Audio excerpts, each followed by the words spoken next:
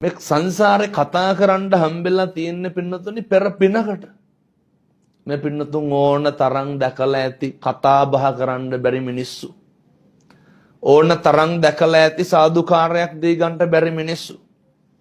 අපි කොච්චර වාග්යවන්තයිද? අපි කොච්චර වාසනාවන්තයිද? ඔය කතා කරන්න පුළුවන් කටින් පින්නතුනි පුරුදු වෙන්න අනේක අගය කරන්න පුරුදු වෙන්න.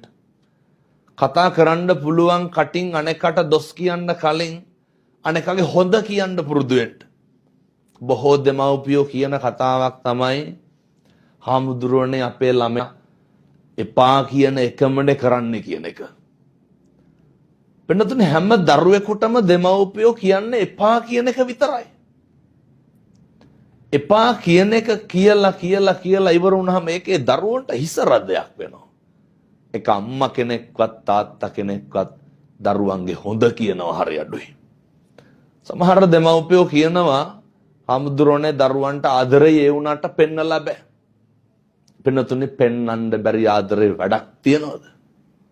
ආදරේ පෙන්නන්න, ආදරේ දෙන්න ජීවිතේ පුරුදු වෙන්න එපා කියන එක හා සමානවම යහපත පෙන්වන්න, යහපත අගය කරන්න. අපේ අම්මලා ගෙවල් වල කොච්චරනම් ඔය කෑම හදනවද, බත් අම්බන වැඩේ කරනවද? ඒ වුණාට අම්මලා කරන ඔය සේවය අගය කරපු කෙනෙක් ඉන්නවද? අපේ තාත්තලා වැඩ ඇරිලා ආපු ගමම්ම තේ එකක් හදන්න කියනවා මිසක් කල් අම්මගෙන් කවදාවත් මහන්සිද කියලා අහලා තියෙනවද?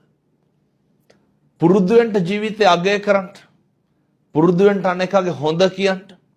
කවදාවත් අපේ අම්මලා අහනවද තාත්තලා වැඩ ඇරලා ආපුවම මහන්සිද කියලා? වෙනතුනේ හරි ආදරෙන් ඉන්න පුරුදු වෙන්න.